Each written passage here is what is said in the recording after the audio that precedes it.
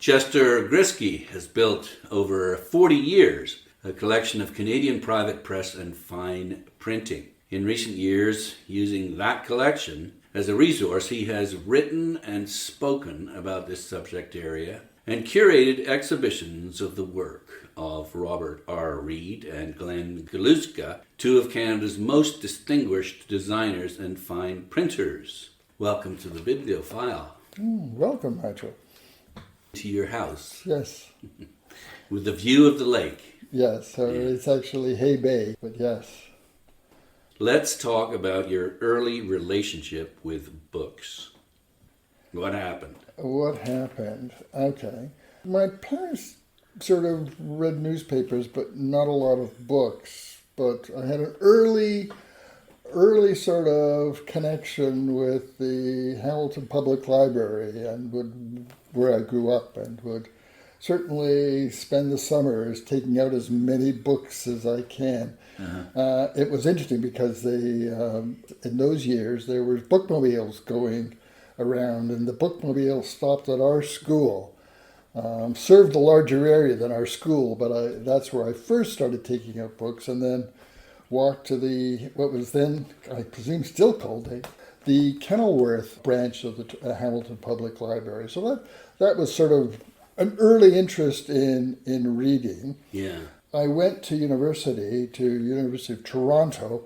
Toronto, as you may or may not know, is built on a college system, so one joins a college. Yeah. And I went to do political science and economics. My college was St. Michael's College from 1965 to 69, and St. Mike's was the home of Marshall McLuhan, who was talking about, that's the years just after the publishing of the Gutenberg Galaxy, but he was the star across the firmament. And internationally, yes. Internationally. And so in that sense, he intrigued me a little bit about books and printing, a little bit more, and more about the history of how printing sort of affected the world. Did you sit in on any of his classes or lectures? No, I didn't. Although he came and spoke in one of the courses on economic history that I was taking. I then, a couple of years after graduation, I actually married to this. Camilla. You didn't marry into McLuhan? No, not McLuhan. Not McLuhan. No. I married Camilla. What was her maiden name? Milton. She studied English at St. Mike's and took McLuhan's modern poetry course. And McLuhan always sort of was tickled that a person by the name of Milton was studying modern poetry. And so that was 46 years ago that we got married. Her father, Denis Milton, taught printing and design at Ryerson. So I really married into it. Denis had actually apprenticed in England in the printing trade prior to the Second World War. And then after the war, sort of got interested in teaching printing and did that. And about 1957, family reasons, decided to come to Canada and sort of got in contact ultimately with Ryerson, who said, "Can you come yesterday?" Because of course then it was a college, yes. So they would train students of trades basically. Yeah, well, not really. He was in graphic arts management, so their students would have been managers. Denis was teaching them printing and design, so that these people understood what their employees were doing. They weren't going to be necessarily doing it themselves, but he was involved. He was involved, then became involved with Quadrats. What's that? Quadrats was a group of printing people who met and used the presses in the bibliography room at Massey College. So people like Carl Dare, Roy Gurney, Harold Kroshenska, Michael Lane were all members of Quadrats. And ultimately, I became a member of Quadrats along with Glenn Goluska. While you were a student or after? No, after. Okay. Yes, in the late 70s, after I had married. So Denis was teaching design, and sort of basically through him, I started learning how to look at books. What's the number one thing he taught you? Basically to really sort of take time and look at what's done and how it's done and how well it's done. But it was that What does that mean, though? It means certainly not quickly flipping through a book, Okay. but sort of moving slowly. Well, what are you looking for, though? Well, you're looking at how the whole thing comes together, Okay. and whether it works or not, or whether it jars you. So I'm probably not the right teacher to explain, but you've got one of the most accomplished or experienced eyes in this field. You've looked at thousands of finely printed books that have been made in Canada, right? Yeah. I don't think there's thousands, but anyways, but a large number of them. Your collection's got 1,100 in it, so. No, well, it's actually. But those aren't books, though. No, yeah, that's right. It's actually it's more than that now, and it covers the range of books, pamphlets, prospectuses. But that's what I want to get at. Yeah. So what do you look for? Like, It's interesting about an inability to articulate it in a general sense, as opposed to as we look at particular books about what's working or what's not working. you can't put words to it. I don't think I can. I certainly, maybe you've caught me off guard with asking me that question, and if I sat and thought about it, I might be able to articulate it more closely. But Well, maybe what it is, it's a gut feeling that this is. that's probably. Well, I think it's more than a gut feeling. Although probably when it's working, one feels it in one's gut. Okay. So He taught you how to look at books. and so that was. I mean, Denis died 2 years ago. Okay. At 101. I was going to say he must have been a pretty good age. So we in fact sort of spent a long time at various times looking at sort of one's latest acquisitions, because he too sort of somewhat bought books, but more so in the earlier years than in his later years. So that was part of it. Because what we do is we move from admiring books to acquiring books. And so what happened to make you want to acquire them? Well, I guess just an interest in them. And my first acquisitions were things, I remember about Christmas 1973, we were in England because Denis was on sabbatical at Reading University. And so we were going through bookstores and looking for, I was looking for Eric Gill work, which we talked about, Golden Cockerel Press work, the English private press tradition. And that's actually where I started looking to acquire books or those kinds of books from those kinds of printers, not knowing what was actually happening in Canada at that point in time. About 1975, Glenn Goluska, who I knew at St. Mike's, who had gone, after graduation, had gone back to Chicago, returned to Toronto, and we connected up again. He and his wife and Camilla and I would frequently spend Sundays together, poking around the old Harbourfront Antique Market when it was out on the grounds. This is before it even got a building, and I don't even know whether it exists anymore. So I got reconnected with Glenn back into printing, and I met Will Reuter about that time. Was this through, how was that? How did you meet him? I don't actually have a clear sort of recollection of my first meeting with Will Reuter. So in 1978, Bill Poole started the Grimsby Wayzgoose. He was the driving force and a most important sort of force in having, and sort of developing Canadian private presses because it brought people together. Yeah. It brought the printers together who then exchanged ideas, and it brought the public together. And I started going from the first one. I would go to the Grimsby Wayzgoose and come home with a pile of books. And I remember buying my first copy of a Will Reuter Alcuin Press from Will at...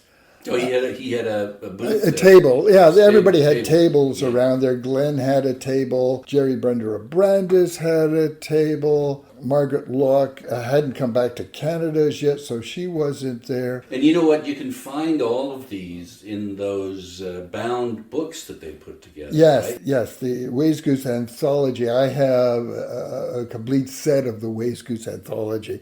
I find individual volumes are sort of up and down. Yeah. There's some great pieces. There's some Aliquando pieces that are only in the Grimsby Wayzgoose. There weren't extra copies for distribution. So it started basically, I would go to the Grimsby Wayzgoose and come home with sort of a pile of books of things that I sort of interested me or whatever caught my eye. Just stop there and just ponder why. Why do you collect? Well, I think I collected probably initially for a superficial, I like the look of it. I like the feel of it. And you wanted to have, it close to you so you could reference it whenever you wanted to? Just pull it off the shelves. I think there are kinds of people who are fundamentally collectors. Yeah. And those who aren't. I would say my children, maybe in rebellion to us, are not collectors. But my wife and I have collected a variety of things through the years. So we bought art, nothing serious in collections, collecting books. Now, I have, or showed you a few minutes ago, bookmarks, which intrigued me, and sort of going through antique shows and getting caught up with, these are interesting, and just suddenly buying a few here, and after a while you look back and you say, this is more than an accumulation. This has suddenly become a collection. That's because I primarily was interested in bookmarks that had that were paper and had a Canadian connection. Collecting theme. A theme behind it. And I think that's what moves between accumulating. But probably everybody starts accumulating and either drops by the wayside or does other things with it or focuses on one of one's many collections. Yeah. One of the obvious reasons to collect might be to just sort of impose some kind of order on the chaos so that you can understand things a bit better. Well, I think that develops over time. I don't think I have a very different understanding about what I'm doing today than I did at the beginning. And I think that's probably true with most people. What's the difference? Well, first of all, I'm now looking at my collection as a research resource at this stage in my life, primarily for myself. It's what I will go to. So when I did the Robert Reid exhibition at Massey, I started with my collection as to what's the possibilities of doing it. And that's actually what went into that collection. The same thing with the Glenn Goluska exhibition. I started with, what do I have? What does that tell me about the working life? What gaps are there? Do I want to try to fill in those gaps? If I've got some writing projects on the go about some private presses, and so, there aren't bibliographies at times of them. And so my collection becomes the start of the bibliography. It's, I can now start looking at it to sort of formulate some life of this press. So it becomes, the basis upon which I will write an article on it. Something that scholars can build upon, too. Others can build upon it, too. Oh, yes. I mean, the first writings really need to be the nuts and bolts history. And then somebody can come along and start moving beyond that and looking at the themes and the broader questions about what this person does. But the first thing somebody needs to do is just get the nuts and bolts like down. what's there? What's there? When did they start? When did they finish? What did they print? There's early bibliographies of Canadian private press things. There are the 2 David Coton catalogs from the North York Public Library exhibitions. There's the fine printing one that Cabbage did, the Canadian Association of Book Artists Guild. I don't think I've got the name correct, but anyways, Cabbage is the acronym that everybody knows it by. But it was a circulating fine printing collection. The University of Calgary in the early 1980s did 2 catalogs, but they're 1980s. Well, that's the thing about Canadian, is that there really isn't that much material on it. It's like you're a pioneer. Well, you have things like Hoy Barbaroi, the Barbarian Press volume of catalog of their work, where Bert Crispin are talking about it, which is, I mean, it's important that the participants put down on paper what they were thinking and why. And we've got from Will Reuter a catalog of his work. The Locks Press, there's a catalog of theirs. Did they did their own catalog? Yes. What's that one called? It's a very small little thing. I have a copy. Would you like to be to? No, we don't have to do it. Okay, right now, okay, yeah, to show it. And certainly Robert Reid has written extensively. There's only like about 15 or 16 of those, right? Yes, I'm fortunate to have copies of everything except the New York volume. 2 of those volumes came through Bob Reid. So because it's like 4 or 5 big volumes over there on the wall. Oh yes, there we are. That's New Haven. But when I came to dealing with Glenn Goluska, and I'm still working on it, Glenn didn't help us understand what he was thinking.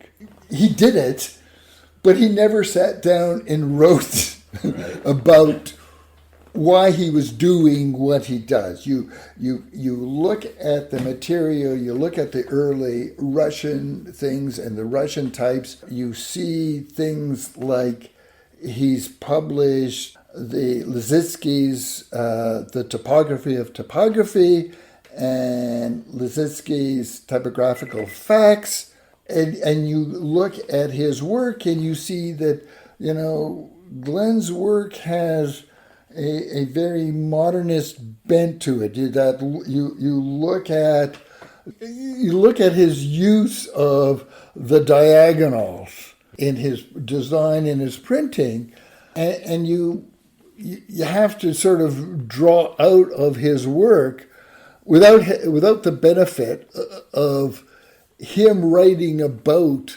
what he does and why he does it. I mean, there is some early writings by Glenn in The Devil's Artisan, but it's things about, the linotype in the kitchen and sort of collecting the elusive wood type, but not his design sensibilities and why he does it. So that's, again, just getting back to why you collect then, you've gotten pretty well all of his material. You want to add to the general knowledge about this person because his work is important and he should be recognized. And this is something that as a collector you're now able to do. Yes. It's beyond the acquisition, it's now almost paying tribute to him, right? Well, I certainly giving him the due that he deserved. I mean, he certainly was recognized without my work. I mean, he was an early recipient of the Robert R. Reid Award for his contributions to the book arts in Canada. But again, that's an award. It's not a thesis on... No. But it's a recognition. Yes, it's a recognition that this man and his work is important. And you're fleshing that out. Yes, I'm certainly working on doing that. My ultimate thing, I mean, having done the 2 exhibitions, my long-term, or not a long-term goal, but certainly is to do as much of a complete bibliography of his work, both his private press work and the work that he did at the Canadian Centre for Architecture, both the posters. Some lovely books too, right? Some catalogs. And the catalogs. And then also he went on and did work for McGill Queen's, UBC, Art Gallery. So all of that, it's sort of to at least bring it together so somebody can say, okay, here's the starting point of what he did. Now, and then sort of adding what I know about sort of how things came to be and where they fit in. So what does that do for you? What does it do for me? I guess it keeps me alive. It's intellectually fascinating. You've got a friendship, an emotional bond. Oh, yes. But more than that, what does it do for you? Oh, I guess, as I said, it keeps me alive. It's an intellectual interest. It gets me, I'm in my 70s. I'm about to not shovel off the mortal coil, but certainly this has not been my working life. No. I've spent my working life as a lawyer. And as that winds down, this is something that's, It'll fill the void. Well, fill the void. And it's certainly, I've worked and done these things at the same time. Now, the amount of time I have available in a day between what I have to do for one thing and what I have to do to the other, those proportions are able to shift. Okay. So, but it is that intellectual stimulus on trying to bring together this information and putting it, some of which I know because I've had conversations with people over the years, and it's otherwise floating around and sort of asking questions from people who I know who haven't written down about them, but I can still sort of say, well, can you tell me what you did and why? I mean, that's important to do it. And I seem to be in a position to be able to do that. So you started off with Eric Gill and Golden Cockerel. So what happened then? Well, as I said, was looking around, so I have a fair number of Thoreau MacDonald works. At one stage I thought, maybe I'll do a collection of Thoreau MacDonald. He was so influential in Canadian book design, trade books, from what? From the 1920s to 1950s? Well, he was born in 1901. I think the first books for Ryerson Press, he worked with his father in the 20s. He did the chapbooks too, right? Well, yes, but he did. The Woodchuck Press was his own press, which is interesting because they are very straightforward. And when you sort of think about the high quality of materials that one expects in private press, one doesn't see it in Thoreau MacDonald's works, and one wonders why. It's kind of rustic, isn't it? Yeah, he was a very, very shy person, I understand. I think I may have met him briefly once. I heard that he was colorblind too. Yes, I think that's one of the reasons that I've heard that too. But interesting, my wife and I are members of the Arts and Letters Club. His father was very active in the Arts and Letters Club, did all kinds of design work on club material. Thoreau MacDonald was never a member of the club. He could have been. All, the group of seven individuals were members of the club. It's not as if he didn't know anybody. Well, his father was one of those members. Yeah, right? yeah. He could have, I mean, and even after his father died in the 30s, he never became, Lauren Pierce, his publisher, was a club member. And interested in design as yeah, well. All of these connections, but he never did. And that shyness may come into why these books look like they look like. Kind of understated, you mean? Yeah. I mean, I think one of the other things to remember, when private press books have high production standards, there's a financial sort of investment. So it's not simply the design idea, but if you're buying handmade paper, and if you're either getting binding material or sending things out, that's a lot of money. Maybe Thorough MacDonald didn't have that kind of money. It's certainly something that I'm concerned about today. I think when I look at a lot of the people coming on, they're small, thin pieces without a lot of cases, not high production values for some of them. And I'm wondering to what extent it's that financial burden is taking them on, because you invest, by the time aside from your hours of time, but by the time you've sort of done your design, the hourly rate they get is ridiculous.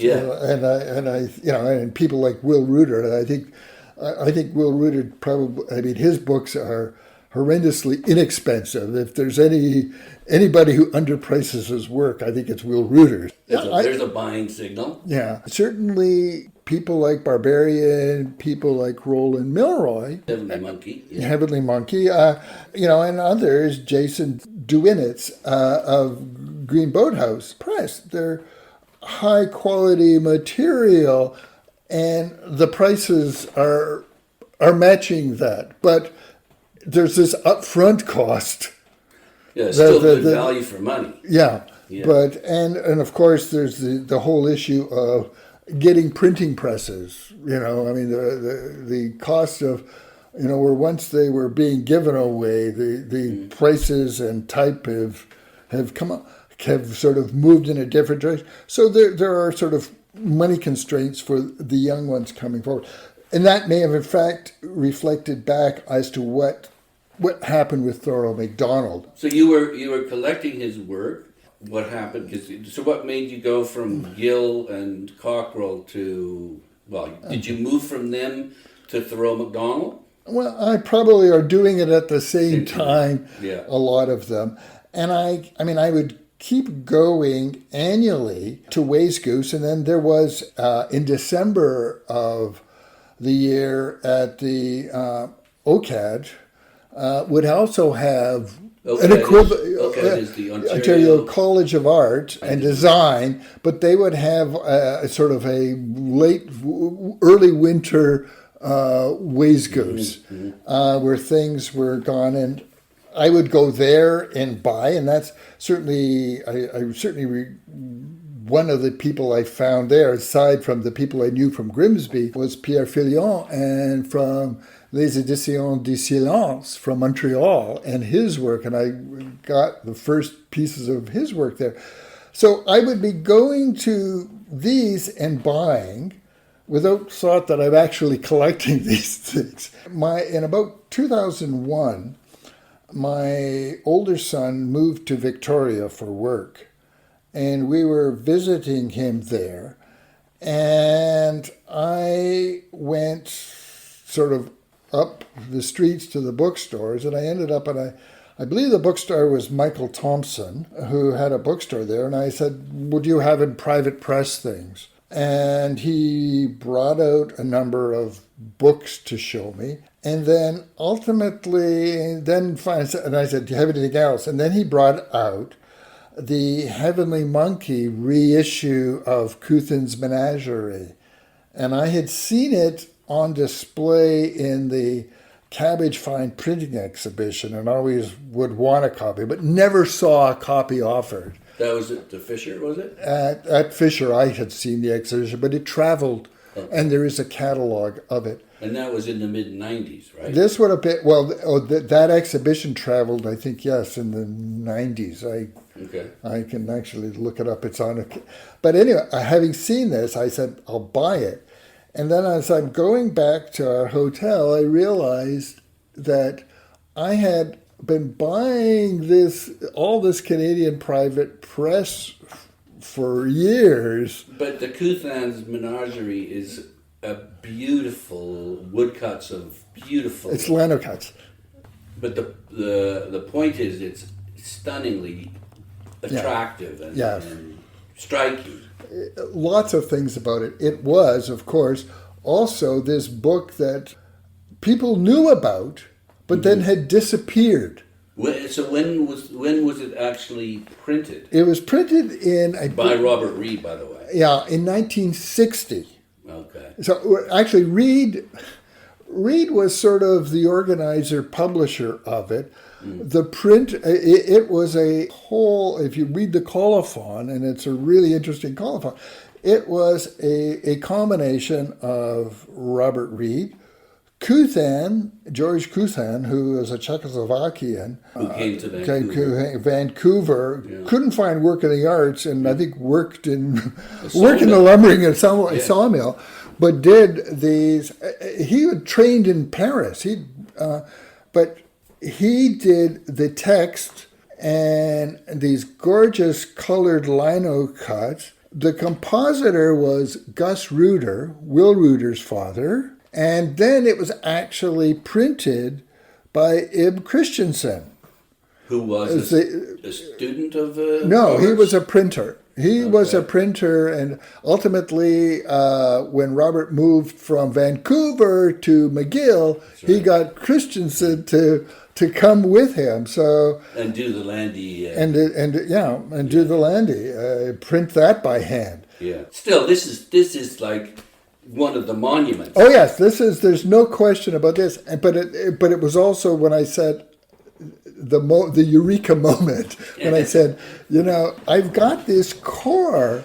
So this is 2001. This is 20 years of going to Wayzgoose and buying books. Without a focus? Without a focus. I would just looking, I like this, I want this. Yes, that's right. Did you travel outside of Canada and get other stuff, or not really? No. That was so you were getting Canadian only anyway. Yeah. So, but I decided that that I really had the core of a very fine collection, a Canadian private press collection, and what I should do now is actually focus on building that. Complete the edifice. Well, complete the edifice. I mean, that meant two things. I mean, one is what I had been doing, continue what I've been doing all the time, and that was buying new work as it was done. And I think one of the things that I'm sort of really, when I look back at it, sort of happiest about having done is I bought most of my books from the people who've made them. Yeah. So that's... No middleman. No middleman. I've got good things to say about book dealers, so let me just finish this thought. Yeah. But it meant that the people who were doing the books, by my buying it from them, I'm affirming to them that what they're doing is good. I'm giving them money so that they can buy more paper and type. They can continue doing that. Yeah, you're really supporting the arts. Yeah, directly. And when I go to these, the great things about the book fairs, the Wayzgooses, is that the printers are there and you can have conversations with them and you can sort of ask questions, but also sort of you can convey directly to them your feelings about what they've been doing. What, do you ever say negative things? I'm too polite. One of the good things about my collection is if you collected high spots only, you would have a warped view of what people were doing. So I think my collection is broad enough that you will see why Will Reuter's work and Jan and Crispin Elson's work is so great, because you will also see in the context that there's people whose work is not as great, whose design ideas are not as good, whose execution is not as good. It puts the good ones in the context of what everybody is doing. So we're getting back to our earlier point. I'm going to push it a little bit because you've now identified what's good and what's not so good. So, what's good and what's not so good? You can look at the printing. I mean, there's a printer who would slam the type. Maybe slam isn't the precise word, but as you held the book, you could feel the type from the other page coming through. I mean, it's too strong an amount of pressure. You will see at times the inking is uneven. It sort of fades a little. Yeah, you will see sort of design ideas that aren't particularly choice of paper at times, and they just doesn't fit with what the color of the paper doesn't work with the color of the just ink, the whole things. As I said, it puts the really good ones in context, or rather than thinking everybody does this kind of work. I mean, and that's in some sense that's also what the Wayzgoose Anthology shows you. That's a good place to start for a collector. Oh yeah, and they're issued annually. I think you may find difficulty getting some of the early ones, but if you wanted some Jim Rimmer, there's some Jim Rimmer in the early Wayzgoose Anthology. What are the early ones? The first one is 1981. Okay. And they're annually after that. Yeah. Okay. So I think 82 and 83 or 84 also have a Jim Rimmer. Yeah, and there's a Barbarian Press piece in one of them too. So let's look at what's... I won't ask you to talk about the bad ones. Talk about the best ones. The best ones. Okay. Without sort of even ordering them. No. I mean, I think, first of all, the Barbarian Press Pericles is a magnificent tour de force. The Jim Rimmer Tom Sawyer is a fantastic piece, and I think that's... Is that a book? Book, yes. It's Tom Sawyer, so it's a substantial text. He designed the type called Hannibal. He cast the type. He printed the book. The book is illustrated with about, I think, a dozen color lino cuts, so multicolored lino cuts that are fabulous. He bound the book. The book is a folio-size sheet, so it's a large sheet. Were you able to buy that directly from him or not? Yes, I've actually bought 3 copies. I bought my first copy directly from Jim Rimmer. Yeah, because he died. Yes, he died in 2010. Yeah. And then when John Shoemaker did the small press exhibition at Fisher, he didn't have any of Jim Rimmer's. And I realized that there wasn't Jim Rimmer's stuff in Toronto. So I contacted Eric Swanick, who I knew, who was the rare book librarian at Simon Fraser, about could he put me in contact with the family. And he did.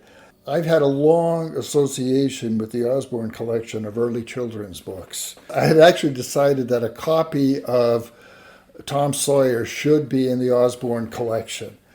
So I told Eric I would like to acquire a copy to give to the Osborne collection. I think the family was pleased that Jim's work, that particular piece, was going to be able to be seen in the Toronto area, and so in that very important collection. And so they agreed to sell me a copy, which I subsequently gave to the Osborne collection. And then about a year later, I really decided that Fisher ought to have a copy. So I contacted them again, and in both cases, I was told them that I'm buying the copy to give to Fisher. So where it was going, I wasn't being a dealer No. on this, and I acquired a copy which I gave to the Fisher Library. So the Fisher Library now has a copy of the Tom Sawyer. So I certainly think that when people now go back and look at High Points, that book will relate all of his, any of Jim Rimmer's books. He didn't do a lot. No, they're really hard to find, too. Yeah. He also did a Pauline Johnson, Shadow River. He actually did, first of all, an edition of about 50 copies with his students. His students did the typesetting, and he otherwise circulated. And then he went back and did his own edition where he set the type. Okay. Interesting to see the difference. Well, you can look at there because I have both copies. Excellent. Of course you do. The second one was only done in about 50. The colophon here says 15 copies. Jim Rimmer also did a book from his own press called Leaves from the Pie Tree. That's right, 'cause that's the name of his press, right? Yeah, a Pie Tree Press, which Andrew Steeves at the Gasparilla Press republished. Yeah. And we published with a bibliography of Jim's work. And I think it said in there that there was 5 copies. So I don't know what the source of that bit of information, but that's certainly, it is not a facsimile of the original production, but it has the good stories. Yes. And is worth sort of hunting up for somebody. What you did then was, after you got Couthan's Menagerie, you made a point of now wanting to sort of fill that collection out. And did I hear you right when you said you decided to start to subscribe to a variety of these different presses? I had been subscribing to Barbarian for a number of years. I did not start getting their books at the beginning. The first book that I bought from them and sort of ordered and waited for it to arrive was the collection of wood engravings that they did of all of the North American wood engravings, end grain. They did a kind of a monograph on specific. But that was followed this end grain edition. And so I got that and then bought a few earlier ones, and then shortly thereafter I started subscribing. But I mean, people like Will Reuter don't have a subscription list. Certainly before, number didn't. A few now. I mean, I know most of them, and so whenever I see them, they tell me something is in the works, or I know something is in the works because I've seen them at Wayzgoose and talked about, what are you working on now? So it sounds like Wayzgoose, very important annual event and something Oh yes, worthwhile attending. It's on the last Saturday in April every year at the Public Art Gallery and Library in Grimsby, Ontario. Okay. So perhaps we could now look at we've talked about a number of the presses. Why don't we just run through the kind of the top presses that you think a collector wanting to get into this field might want to make sure they're aware of? Well, if you're talking about who's printing now, then you're really looking at the Barbarian Press. Will Reuter, who started in 1962, That's right, who's still going strong. So passionate. A great individual. One ought to have some of his work. I'm just sort of looking around, particularly for those who are like wood engravings, and particularly flowers and wood engravings, the work of Jerry Brender of Brandis, who's again started in the late 60s. He's slowing down, but he's still doing books. Jason Dewinetz at the Green Boathouse Press is very different, very kind of almost austere kind of gorgeous typography. One ought to keep an eye on him. Larry Thompson at the Grey Weathers Press. I actually just heard that he's doing some work with the Carleton University. Yes, I understand Press. that Carleton University Hand Press is setting up a studio, and Larry's got a major role in running it. But exactly what they're going to do, I'm not certain. I think whether it's going to produce its things or basically be a bibliography press to sort of show students how things are done. George Walker. He's been connected with OCAD for a long time. Well, he right? teaches. I don't know where he finds enough hours of the day. George teaches at OCAD. He does his own work. He's the art director at Firefly. And does other things. Yeah, books, Firefly books. So, yeah, I don't know where he finds the hours of the day. And the books that he's done, these wordless novels. He did something on Conrad Black. Which Yes, that's great. one of my...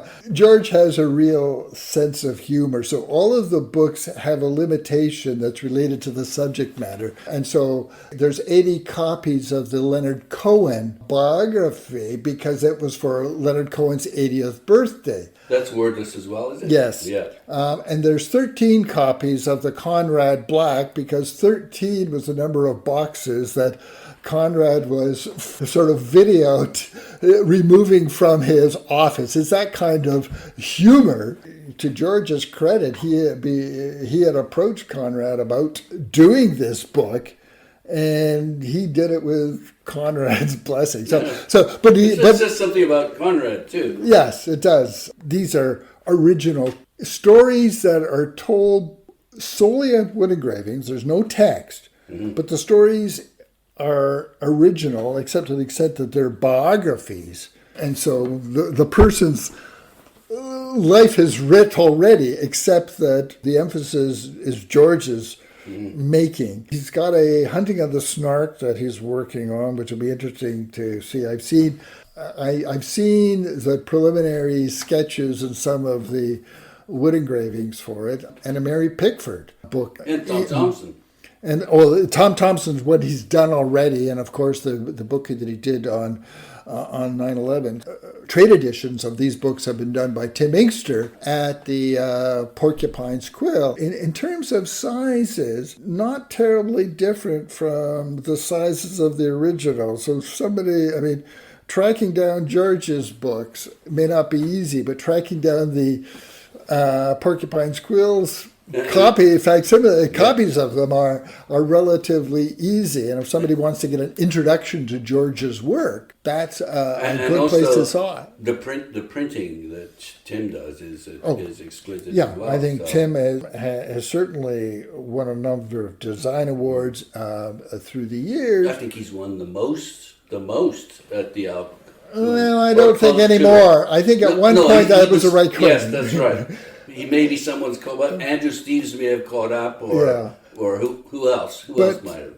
I don't know. It's interesting to go back and start looking at the. Glenn Goluska had a number of them too. Yeah.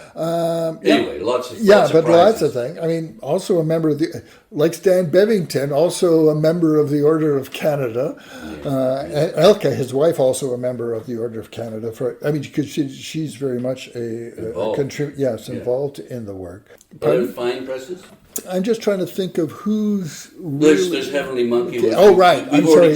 Yes, Heavenly Monkey, Roland Milroy. Yeah. Yes, who's I find really interesting in the sense that you never know what to expect out of Roland. I mean, he takes his own twist on it. Now, his last two books have been leaf books with copies of original, earlier printed by others, but with a surrounding text on it. Like Reid's Leaves. Yeah, like Reid's Leaves. Well, yeah, that was more a biography, a telling of Bob Reid's story. Okay. The other two books have been, one is a book on Emblem Books, which are 17th century books in which there would be a drawing from which readers would draw a number of moral and other conclusions. Emblem Books, not to be confused with Emblem Books, which is J. McPherson's 1950s publishing imprint. the books have sheets from the original books along with a discussion about them. But for example, it might be he's got a bunch of leaves from the Gutenberg Bible, and he uses those in each one of... Leaf books are not an idea that Roland had come up with. No. I don't think he would even suggest that. The last one that's just issued is with a page from the Dove's Bible and a page from a Kelmscott book. Nice. And an article from Alfred Pollard, written about the time, so talking about printing.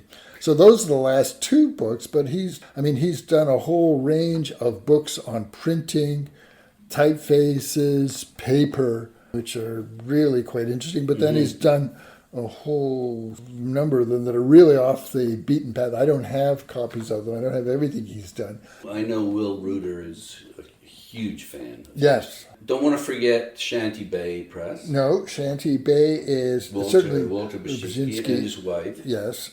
And the Pochoir, this basically 1930s, largely French, I believe, originated. It's interesting because there's that technique for illustrating, and they're keeping it alive, and it should be sort of an inspiration.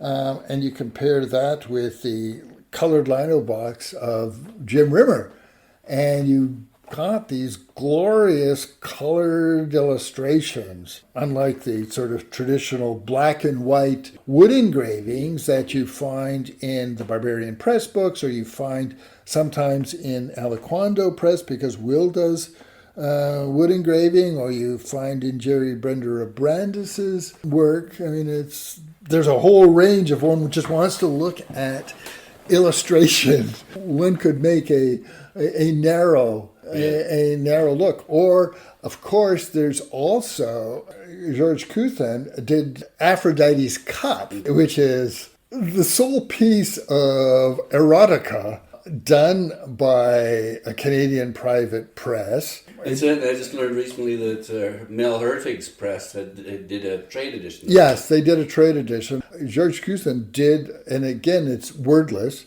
It's just these erotic colored lino cuts. Im Christensen did the printing. I mean, this is all this West Coast. It's interesting. We've got this sort of Toronto-centered group of printers. We've got West Coast printers.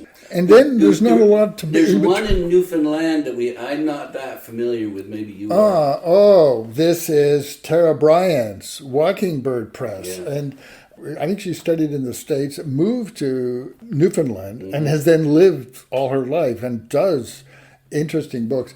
The first book that I ever encountered of hers was, in fact, Grossmorn Timelines.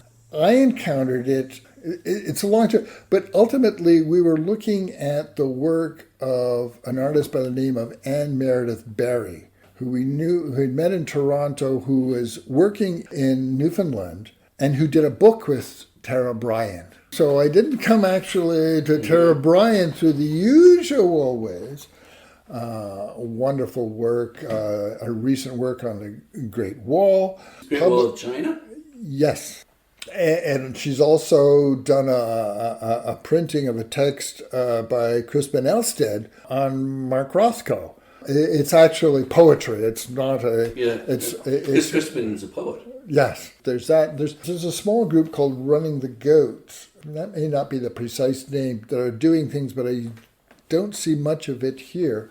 I did encounter it when I was in Newfoundland for a conference and sort of went looking around and found it. There's that. The Dawson printing room at, I think it was Dalhousie, did some printing in the 70s, but there's not much. And then we go to, Gaspereau, not private press, but, in Kentville, Nova Scotia. Well, there's three, really. There's the Coach House Press in the 60s, 70s. There's till today. Yes. No, but I'm talking about interesting printing. Oh, yeah. There's Tim Inkster and there's Andrew Steves. These are kind of not uniquely Canadian, but there's something about them that They straddle the They're, edge, don't they're they? small press printers with high production values, higher than a lot of the trade publications. There's sort of the values of those printers, publishers that are really involved. I mean, Gasparo's basically, what is it, a two-man operation. It's small, hands-on. But, there's Rabbittown Press, which is a recent starter, which I've seen one book from out of Newfoundland. You then go to Montreal, and Montreal has this very, very different, much more European. Well, everybody else in Canada follows almost the English and American private press tradition. You get out of Montreal people like Edition Erta, or currently working is Pierre Filion, Les Editions du Silence, and it doesn't look like anything else done in the rest of Canada, but it's fantastic work. His printing presses are in the space where David Carruthers and Denise Lapointe make paper. That's Saint-Amand paper. They provide all sorts of fine presses with their papers throughout North America, throughout the world. Yes. Beautiful paper. Beautiful paper. And for people who actually really want to handle it, most of the covers for Andrew Steve's Gasparo Press books have Saint-Amand paper that he's hand printed. And you can get those books for $20, $25. Yeah. Somebody who wants to just touch and feel. And that's part of, the enjoyment of these private press books, particularly the ones with the high production value. It is feeling this paper, looking at this type, looking at these illustrations, because the illustrations are originals. This is not a question of photomechanical reproduction of this artwork. When Walter Brzezinski does a pochoir, it's directly on the paper that turns out in the book that's in your hands. And the same with all of the other artistic works. Prints. Yeah. They're prints in a book. Yeah, they're not reproductions. Yeah. Well, they are reproductions, but each imprint is unique. Is that what you're saying? Because they'll make the number of imprints that are in that run of 100 or whatever. I'm making a different distinction. Okay. And that is what printers and artists would call a print and a reproduction. So a print where you're taking it from use a wood engraving, printing it from the individual block. Each print is an original. Exactly. It is touching a different piece of paper. Yes. And they would say, no, that is not a reproduction. That's an original print. It may be done in multiples. Yeah, okay. And may be done in 100. And when you photograph that paper and then sort of reproduce that photograph, that's a reproduction. That's what that's the distinction that you want to keep. It's letterpress versus... lithography. Just winding down, we don't want to miss anyone here, or if we have, we'll apologize right now. Well, I suspect we've missed... because I think I read somewhere that in your collection there's about 140 presses. I think I did a count because I think it is over 200. I use a spreadsheet to track, because otherwise I can't keep track of what I've already bought.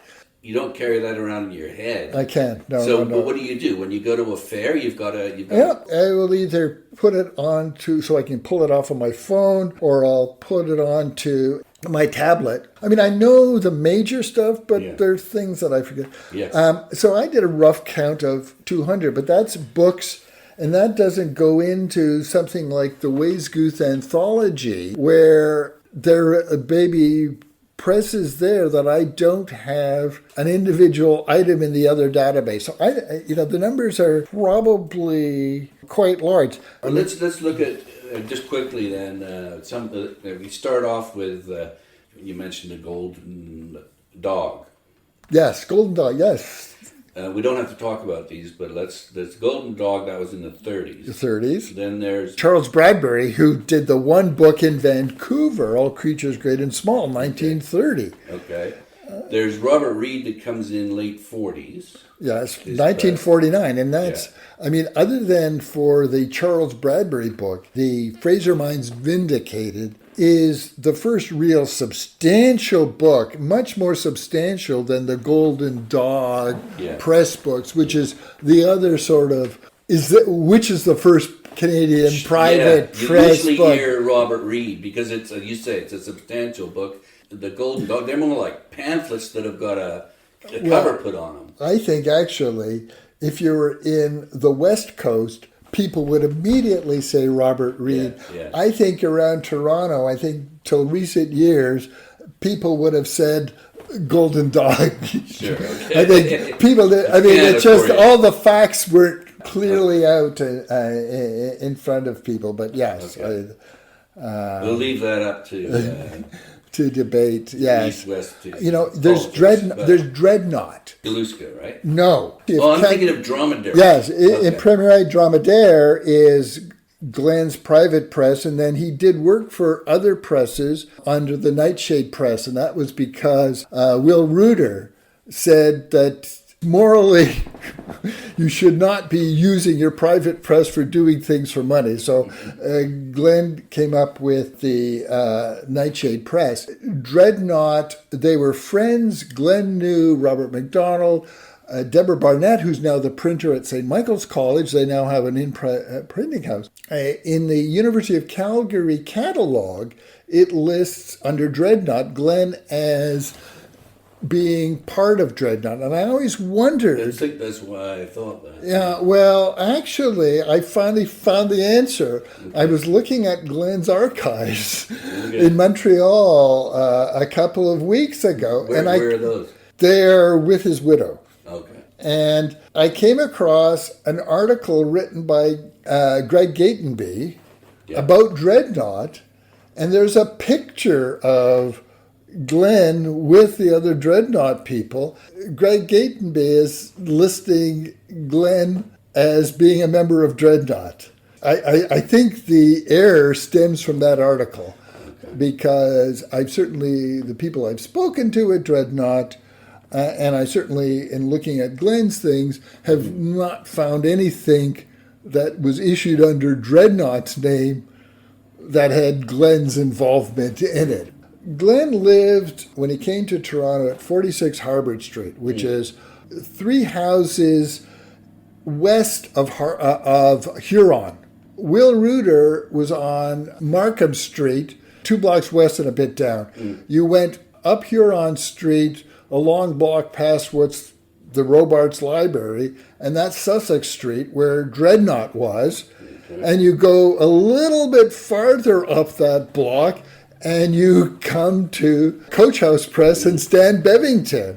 And so everybody was in it. That's ground zero. Ground zero. And around, right at the corner of Spadina and Harbord Street was Alphabet Books, Richard Shue, who supplied them with books and sort of did things. You know, I started to make a point a little while ago about sort of I bought everything from the people. You know, the book dealers, certainly in going back and filling in the work that I did, have been remarkable, and they are sort of important parts of this. And then there are people like Hugh Anson Cartwright. Hugh bought things as were issued by Glenn and by Will, basically to support them. So he was a book dealer, but he was actively supporting these printers, and so we should thank him as much as anyone for keeping them alive. Yeah. And of course, ultimately, the books that he bought, I don't think he sold them immediately, but ultimately they became. But at a critical point in time when people sort of needed money, Hugh was there. I think Don Stewart in McLeod's Books in Vancouver may have done the same thing with the printers out there. Old Bill Hoffer. Yes, crusty old Bill Hoffer, who Glenn had an association with. He was a bookseller as well. He was a bookseller, and there's all kinds of stories about Bill Hoffer as a bookseller, as a cantankerous, opinionated, particularly on Canadian literature. Glenn did a pamphlet or broadside, the topography of typography, a Lisitsky broadside.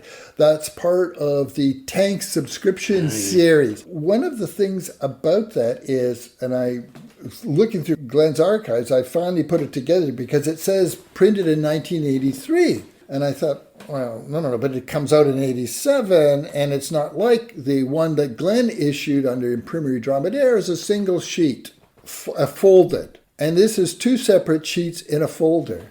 Well, out of his archives, I determined that he actually printed 75 on the single sheet, and then 200 on the double sheets. And you can see where he actually had to move the A, which was on the fold, slightly to the end. So he did that at the same time in 83. For what purpose, I don't know. And then in about 87, when Tanks is issued, he prints the folder that goes to Hoffer.